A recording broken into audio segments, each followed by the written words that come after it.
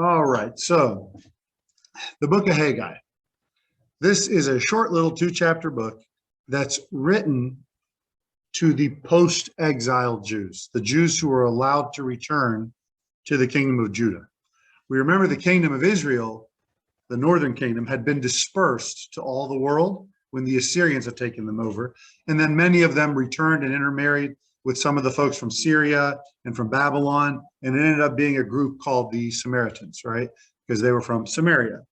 Well, the southern kingdom, the kingdom of Judah, later joined and was taken over by the Babylonians, were taken into exile to Babylon, where they stayed for 70 years. During then afterwards, whenever the Persian kingdom took over, they were ultimately released and allowed to come back home. So the Persian Empire, it arose with the help of the Medes, right? The Medo-Persian Empire is what we called it. And they had overthrown the Babylonians. We remembered the story of how they were overthrown from which book of the Bible? Which one tells us exactly what happened? Daniel, that's right.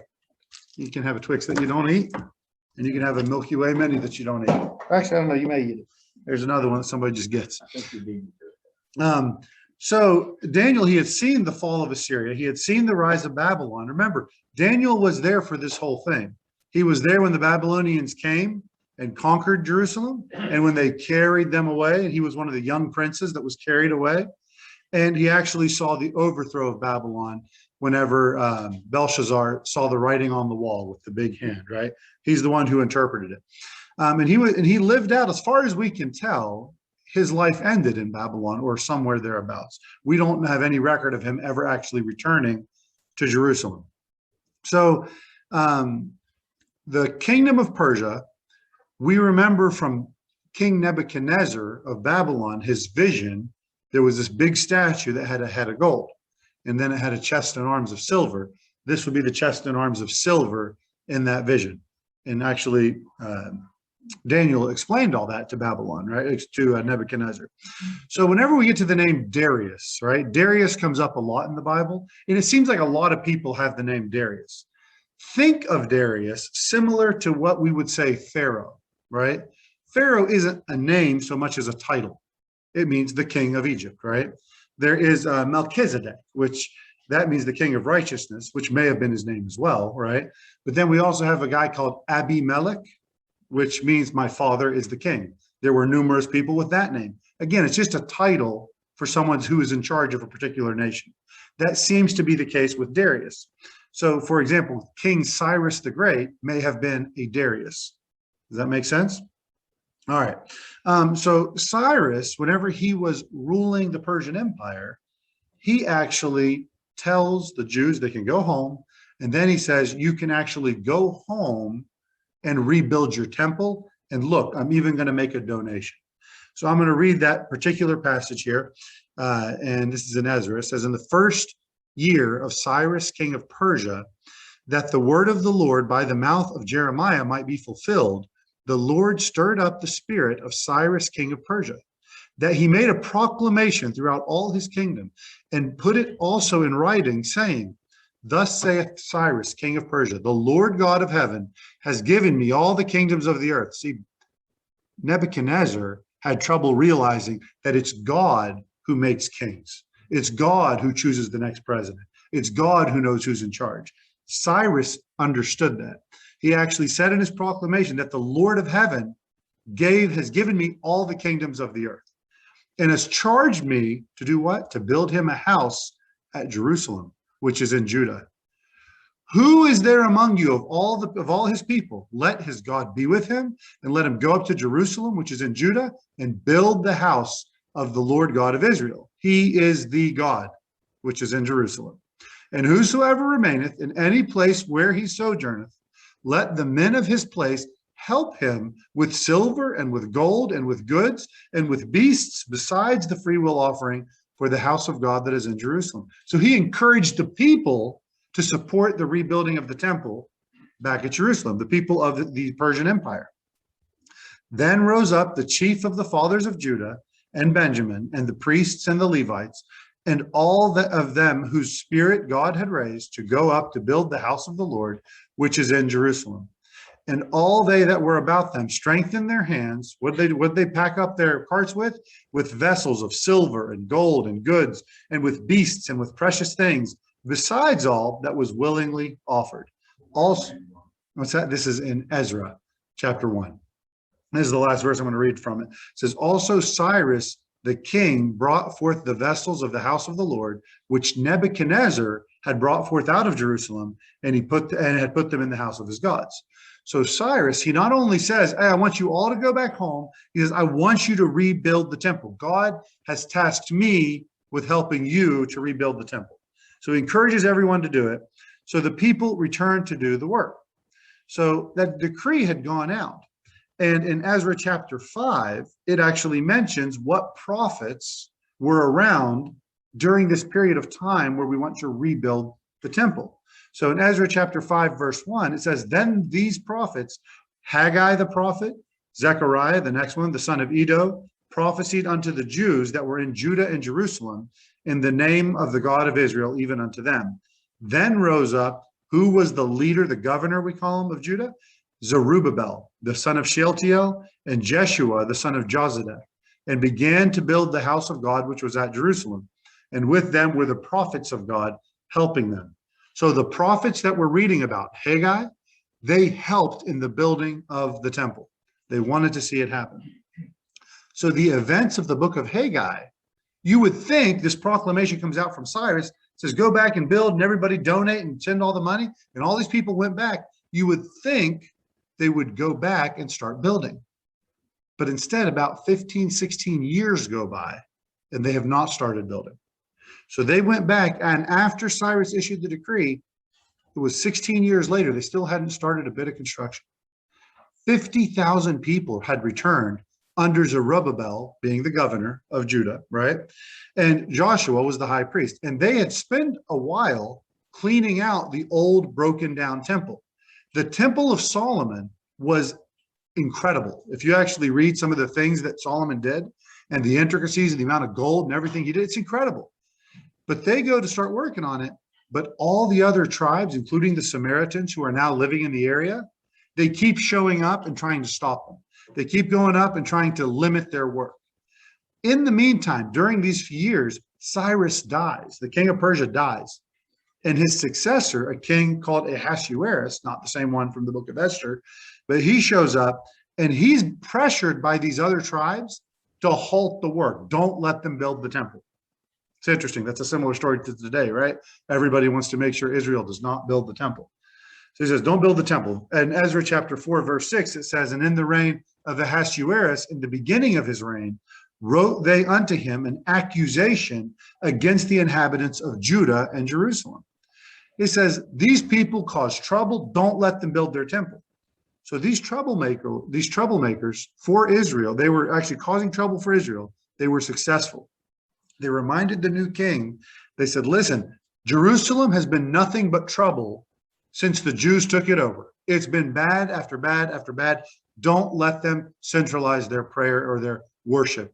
That's in Ezra 4:18. It says, the letter which you sent unto us has been plainly read before me, and I commanded, and search has been made. This is the king talking.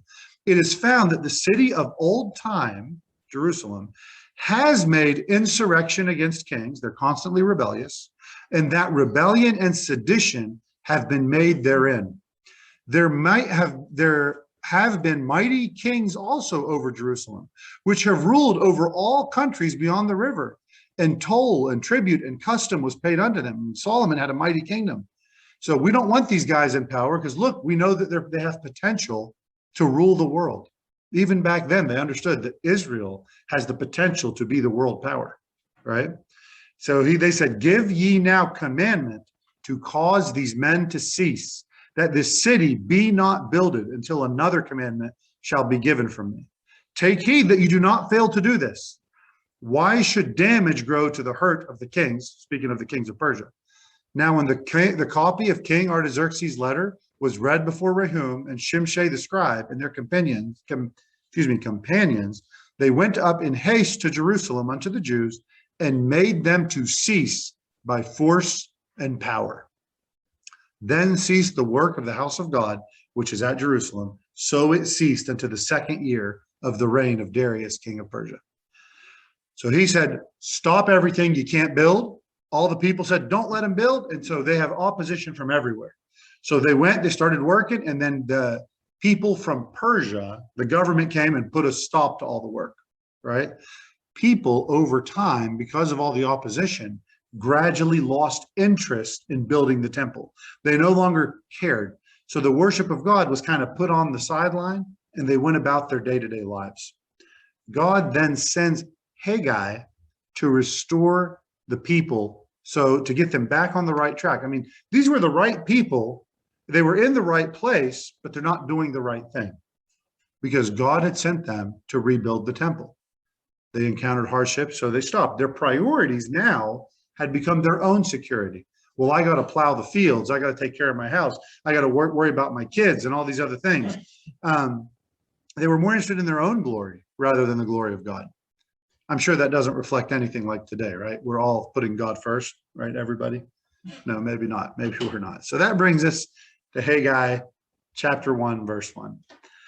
This is where the command to rebuild the temple comes up.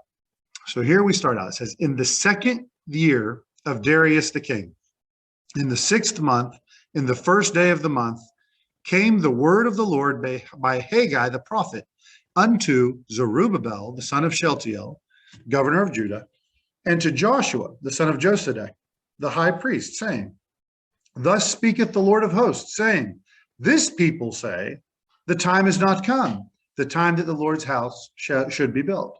So Haggai, he's brought in this message to the king, or the governor, we call him, because technically he wasn't allowed to be king of Judah. The people had become complacent when it came to the temple of God. They said it must not be the right time for it to be rebuilt, right? Because look at all the trouble we're facing. How could this possibly be the right time? If God wanted us to build it, it'd be easy. That's bad theology, okay? So the name's Zerubbabel, right? He's the governor of Judah. That name means sown in Babylon. Because this guy, where was he raised? Guess what? He came from Babylon. So this king's name means sown in Babylon. He is the last one to rule from the line of David. He was the last one that should have been king, but he only acted as a governor. He couldn't technically carry the throne. Do you know why he couldn't be king? There was a king that came up a few generations back named Jechoniah. And Jechoniah was a particularly wicked king. And what God said to Jechoniah through the prophets, he said, write this man childless. No one of his line can ever rule again. There was a blood curse on Jechoniah, which was a problem for the Messiah. It's a problem because the line of kings was supposed to come through this line. How are you going to bypass a blood curse? It's somehow, some way, there's got to be an adoption to take place, where a man from this royal line is going to have to adopt the king. So legally he can be king without having the blood curse that's on Jechoniah, right? And there's a guy comes up later named Joseph. I think you all know him. He actually adopts a little boy. Does anyone know the name? Jesus. I heard it back there. Oh, I think I just hit it laptop. Sorry about that. Okay. So I know, right? So of course, that's where Jesus comes along. That's how we bypass that blood curse. So God is speaking through a prophet to a priest and a king, because it takes all three of them to rule Israel. You need prophet, priest, and king. You know, later on, that same category of rulers will rule Israel. And that's what Jesus is, right? He's prophet, he's priest, and he's king. So right now, God is speaking through the prophet to the king and to the high priest, or the governor, we'll call him, and to the high priest. And he's telling them that, you know, you guys have failed. You're supposed to be rebuilding the temple, and you're letting the people be complacent. You have all the people, but because it's difficult and there's a lot of opposition, you're not rebuilding it because it's not worth the hassle. Because it's difficult, it must not be God's will to proceed. Well, that's a total misunderstanding of what obstacles are. Obstacles do not reveal the will of God. Things are not easy because it's God's will. They're not hard because it's not. Christians today, we're not innocent of this line of thinking, right? We assume if things are going well when we're trying to serve God, oh, this is good. We're doing the right thing. But as soon as something comes up, oh, well, God redirected me. God doesn't want me to do that. That's not his plan for right now, because look, it wasn't easy. I didn't get the job, or I didn't whatever. That's not how you understand it. What did Jesus tell us? What did Paul tell us when it comes to living the Christian life? Did he say, okay, if it's not easy, give up? Is that kind of the message we got? Yes. Press towards the mark. It's not going to be easy. 2 Timothy, when Paul's writing to Timothy, he says in chapter 3, verse 10, 2 Timothy, but you have fully known my doctrine. You know everything I've taught, my manner of life, my purpose, my faith, my patience, charity, long suffering, persecutions, afflictions, which came to me at Antioch, at Iconium, and at Lystra. What persecutions I endured, but out of them all the Lord delivered me. Yea, and all that will live godly in Christ Jesus shall suffer persecution. Matter of fact, if your life's going too well with no obstacles, you might need to reevaluate how much you're living in the will of God. So Paul tells Timothy, these are to be expected. What is Romans chapter 12, verse 14? Again, Paul says, bless them which persecute you. Bless and curse not. Jesus, Matthew 5:11. Blessed are ye when men shall revile you and persecute you and shall say all manner of evil against you falsely for my sake. John 15:18. If the world hate you, know that it hated me before it hated you. If you were of the world would love his own. But because you are not of the world, but I've chosen you out of the world, therefore the world hateth you. Persecution is the expectation, not the exception, right? We expect it as servants of God. Israel had to separate themselves from the world, and that made them hated. They acted different, they walked different, they talked different. Christians ought to do the same. We're not Israel. We're not to do exactly all the laws according to Israel, but we certainly should separate ourselves from this world. We ought to be living differently than the rest of the world. So what happens when Paul says, for a great and effective door is open to me, and there are many adversaries. There are many enemies. The Israelites, they had to learn that just because there's a lot of enemies, just because there's a lot of opposition, that has nothing to do with what God commanded you to do. Just because it's illegal to preach and to spread the gospel does not mean you keep your mouth shut. You might change how you do it, but you don't change the fact that you do it, right? The more opposition you have sometimes may reveal that you're in the will of God. Don't take that as an excuse to be an irritating person, right? Oh, look at that, all these obstacles, everybody can't stand it. That's because you're annoying. No, two things. Do your work, but seasoned with salt, right?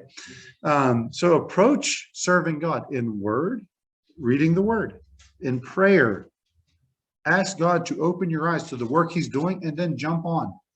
Start doing the work that he has for you and trust in him. Don't measure your success by your circumstances. If you start a Bible study and you invite 10 people and 0 people show up, that does not mean the Bible study was canceled. That means you are talking to yourself. That's fine. And if one person shows up, and that's all that ever shows up, I can't remember the missionary. Maybe somebody can help me out. He went on his missionary trip, and he worked at it for years and couldn't get anyone to convert.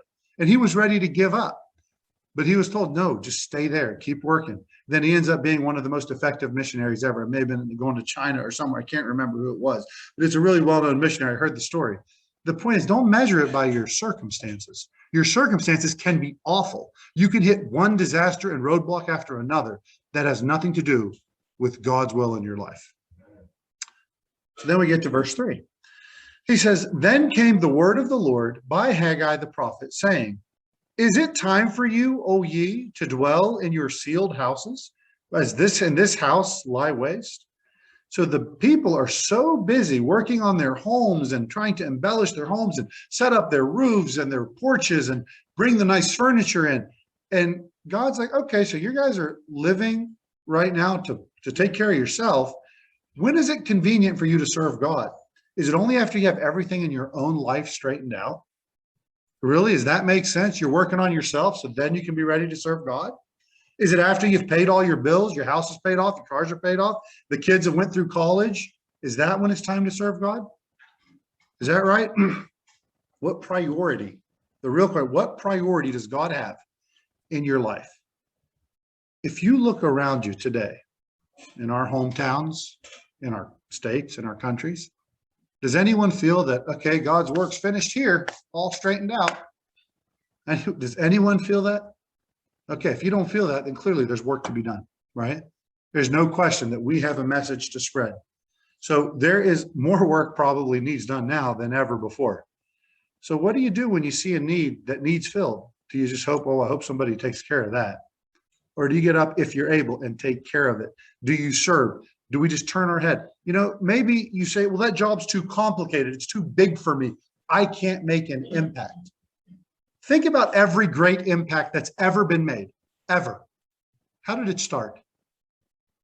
Did somebody say, wow, we need a new cell phone? I guess we'll just wait for a massive company to make an iPhone. Or did some guy make an iPhone in his garage or make a computer in his garage and start out a company that slowly and gradually got bigger to do something? We're not here for the big prime time. You can make a difference in one person's life. That's your job. And especially if you know God's called you to do it.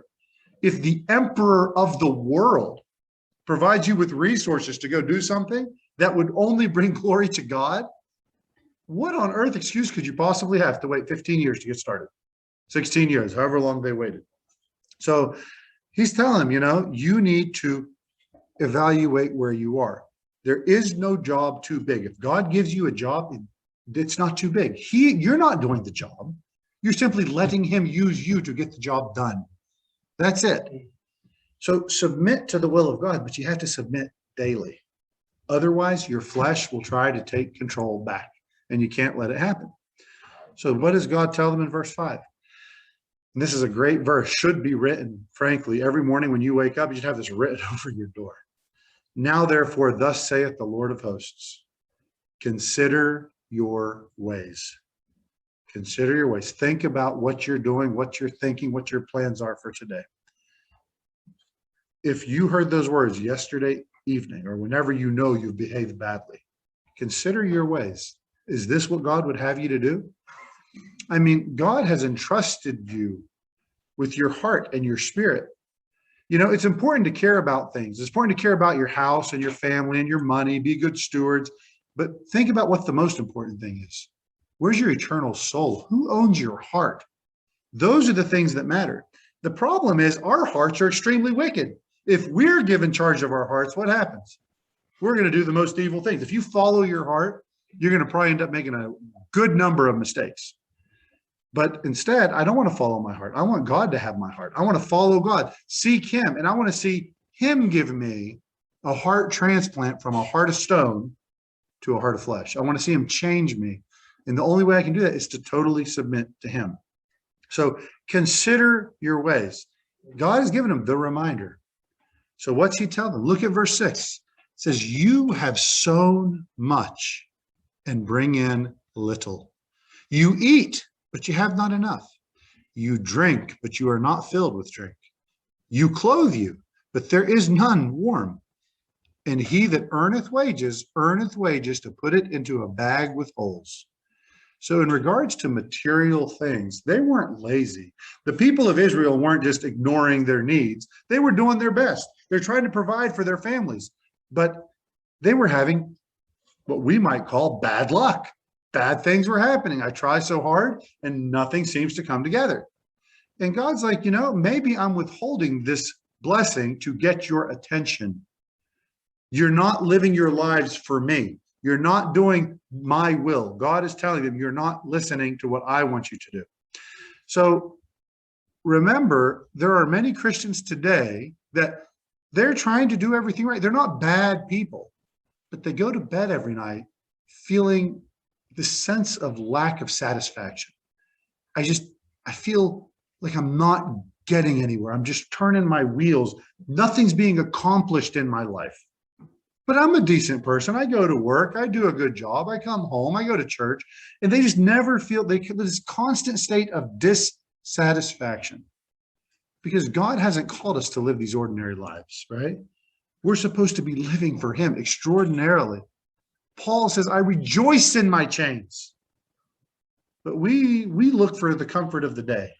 And we're all guilty of this. We want to have comfort in our homes and our jobs and our workplaces. If we don't like a job, we'll just go somewhere else. Well, wait a minute. How about God? Is this where I need to be? Or is this not where I need to be? Do you want me to be at this worst job because you have a mission for me here? Who do you belong to? Are you yours or are you Jesus Christ's, right? Keep in mind, there's not a single bad thing. There's no such thing as bad luck, but there's not a single bad thing that happens to a child of God that God is not aware of and does not allow.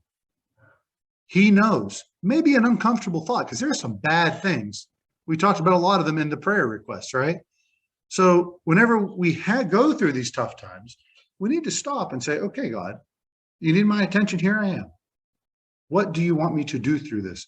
Are you using my bad situation to glorify you? Let me glorify you and tell people how much I trust in you. Are you using this bad situation because I have a sin in my life? Okay, reveal that sin to me. Let me be aware of it and give me the strength to walk away. We can't do any of this on our own. We need him for all of this. And sometimes, frankly, we're just meant to go without when it comes to the physical world to strengthen us spiritually. There's much more importance in the world to come than of this world that we're living in, right? We don't want to invest in the bank down the street. We want to invest in the bank on the other side of the grave. And there is a bank on the other side of the grave, and Jesus is there. All right, so that brings us to verse 7. It says, thus saith the Lord of hosts. Again, he said this twice now. Consider your ways. Go up to the mountain, bring wood, and build the house, and I will take pleasure in it, and I will be glorified, saith the Lord. So God's told him, he said, consider your ways, recognize what you are doing, and how worthless it is to focus on things of this world. Stop wasting your time. What does the New Testament say? Seek ye first. Jesus says these words, the kingdom of heaven, and all these things will be added to you. So right now, he's telling these people the same things. Like, you're trying to provide your food and your drink and your homes. He's like, all this stuff, no matter how hard you're trying, it's not getting there. You're taking money, you're putting it in your pockets. It's just falling through. You're going to plant seeds. You're not eating enough. You're not drinking enough. Nothing's enough because you don't put God first. He says, consider your ways, and tells them, stop being obsessed with your own pleasure and become obsessed with God's pleasure. Become obsessed with God's glory. So too many people, we want God to bless us and we want to be lazy. We want God, oh, please help me pay my bills. Help me do whatever. Did you find a job today? I'm not really looking. I'm sorry, sometimes we have to get up and work. Sometimes we have to get up and look for God's will, right? We can't just expect God's blessings when we do nothing for him. Now don't get me wrong. It's not an idea of prosperity gospel. Not that, oh, if you do X, you will get Y. That is not the case. But God says, occupy till I come. Work. You are here for a job, right? We have to work. So God says it's good to provide for your families. But again, you need to serve God first. And that includes superseding your own personal or worldly needs. He didn't tell him, go hold a prayer meeting, right? He didn't say, have a prayer meeting to decide whether you want to do this. He said, get up, go to the mountain, get the wood and come back, right? You know the work that needs done. Get out and do it. It's that simple. Christians should never, ever be satisfied to be spectators for God's work. I know some Christians that will sit there and watch testimonies all day. Oh my gosh, that's so moving. And it is moving. Once you get out and, create some of those, get out there and tell people about Jesus. Don't sit there and admire the work of missionaries. Get out to your local Kroger's and tell people. Tell people you're supposed to be the body of Christ, not you alone, the church. Imagine if right now my hand decided, you know what, it's time to go to work. But my leg said, nah, not really interested. I don't want to. My hand could grab the keys. It could wash, maybe put some sanitizer. But until I get the legs moving, it's not going anywhere, right? The whole church, if it's functioning as the body of Christ, will do the work of Christ. You will heal the sick. You will feed the hungry. You will help the poor. You will preach the good news. But you need the whole body involved. So he tells them, get up, get out there and get to work, right? So again, even those who study the Bible, we're happy to study the Bible, but we don't want to get out into the real world. And we really just need to stop. Stop focusing on pleasing yourself and what is comfortable. Work on pleasing him. I've said that a number of times, but I think we need to hear it a number of times. And frankly, I think once you've devoted a day to serving God, I believe, this is my personal experience, you will go to bed feeling more satisfied than you have, no matter how many times your bills are all paid and your house is in order. Whenever you go to bed saying, you know what, I've done the will of God today, you will understand what it means to be happy and satisfied. You may go to bed in jail, but that's okay, right? You will still go to bed satisfied. Get up, go to the mountains, build the house. Serving God does not have to be complicated. Verse 9 through 11 says, you looked for much, and lo, it came to little. And when you brought it home, I did blow upon it. Your bad luck, it was me. Why, saith the Lord of hosts? Because of my house that is waste. And you run every man to his own house. Therefore, the heaven over you is stayed from dew, and the earth is stayed from her fruit. And I called the drought upon your land, and upon the mountains, and upon the corn, and upon the new wine, and upon the oil, and upon that which the ground bringeth forth, and upon men and cattle, and upon all the labor of the hands. So understand, this remnant from the exile to Babylon, they had something to learn. When your nation fell apart, when it lost its former success, when your homes are falling apart, when your life is falling apart, that's not a reason to get angry with God. When you've lost everything, it's not a reason to get angry with God. That is a reason to turn to him, cling tighter to him, have a revival in your own spirit, reach out to those around you, and make God the center of your life, of your nation once again. So you can continue to look at the world and explain away. Look at America today. Let's just keep saying, oh, that's weird. We seem to have more hurricanes. Not only more, they seem to be more destructive. Coincidence. Oh man, it looks like more nations are, challenging us and actually attacking Americans. It's just coincidence. We can look at all the violence that's happening within our own cities and the hatred that's rising up where you can't even have an opinion anymore. It's at times. Or we can say, you know what? We've lost our focus on God, and now we are reaping what we have sown. Maybe we need to turn back to him, recognize that God is in control, turn our hearts back and pray for others to do the same. Do you know what fasting does? What is the point of fasting? We've talked about fasting before. What is the purpose of fasting? To show God that you are sincere in your Mm-hmm. Okay, so it's a honest, sincere way for prayer to show God that I really want to make a change. Self-denial. It's weakening the body, right? If you weaken the body for the believers. Now, for the unbelievers, this is not true. But for the believers, we have two men inside of us, two beings. One is the spiritual that yearns to be like Christ, and one is the carnal, which is stuck in this world until we're glorified. Our spirits have already been glorified, but our flesh is still here. And one day at the rapture, it will be glorified. But here we see that fasting is meant to make the body weak, which makes the spirit strong. What happens when the reverse happens? What about spiritual fasting? What if your only spiritual time was Tuesday night and Sunday morning, or whatever days you go to churches or whatever? What if the only time you gave to serving and honoring God were those days? What if you never went out witnessing? What if you never had any kind of mission work to do? Well, that's what you call spiritual fasting, right? And what happens whenever you fast? Well, that weakens one to strengthen the other. Take a look at whenever we see our flesh winning the fight, right? We spiritually put our spirits on hunger, right? We put them to fast, spiritual fasting. And it shows up, and guess what? You're going to feel, and again, if you've never felt this, I've felt this. where you just, nothing's really wrong, but something's wrong.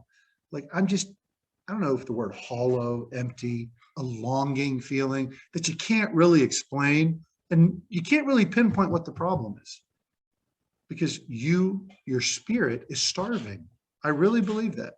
You're forcing your spirit to fast. Instead, get up, do the work of God. Verse 12. So what did the people do as a response to all this? Verse 12 through 15 says, Then Zerubbabel, the son of Shealtiel, and Joshua, the son of Josedek, the high priest, with all the remnant of the people, every one of them, obeyed the voice of the Lord their God and the words of Haggai the prophet, as the Lord their God had sent him. And the people did fear before the Lord. Then spake Haggai, the Lord's messenger, in the Lord's message unto the people, saying, I am with you, saith the Lord. When you decided to get up and do what I told you, I am with you. He doesn't leave you alone. And the Lord stirred up the spirit of Zerubbabel, the son of Shealtiel, governor of Judah, and the spirit of Joshua, the son of Josedek, the high priest, and the spirit of all the remnant of the people. And they came and did work in the house of the Lord of hosts, their God, in the 24th day of the 6th month, in the 2nd year of Darius the king. So 23 days later, the people had agreed and they started doing the work, right? The people obeyed God and they feared God. What is the fear of the Lord? What's it called in the Bible? The fear of the Lord is, what is it? Beginning of wisdom. Correct. So God wanted to make it clear, even though everything's falling apart, I am with you. Fear not. He needed them to be with him. He was already with them, right? He is doing a work. God was doing a work back then. I've got news. He's still doing a work today. He's working everywhere. Right? God is doing a work. Don't just lean back and watch from a distance. You are called to action and to work. You are called to do the work of God. The leaders, not only the people, the leaders rolled up their sleeves and got to work. They led by example. They said, and by the way, this is true for us today. If you're in a position of leadership, lead by example. You're the pastor of a church, the leader of a Bible study. If you're the leader of your home, if you're a parent, what if you're a child that helps take care of your parents? If you are given a position of leadership, are you leading the people to work for God, to love God? Are you leading by example? I hope so. Fear not, I am with you, saith the Lord. Another beautiful verse to put up across your door as you're walking out. Fear not, I am with you. It's a beautiful verse to remember. Recognize that by working in the temple, these people were violating the emperor's commands. The king of Persia had forbidden this. They were breaking the law of the king. But you know what? God had directly commanded them, get to work. Don't worry about the king. Worry about me. I'm the one who makes kings. Everything is mine. So the fact is, for us today, this is still true. You can obey the law of the land. You should obey the law of the land. You should pray for your leaders. Up to and including the point, not including, but up to the point where they tell you to disobey God. When that comes up, you say, sorry, should I obey God or should I obey man, right? So then we get to chapter 2, and we'll pick up that in a few minutes.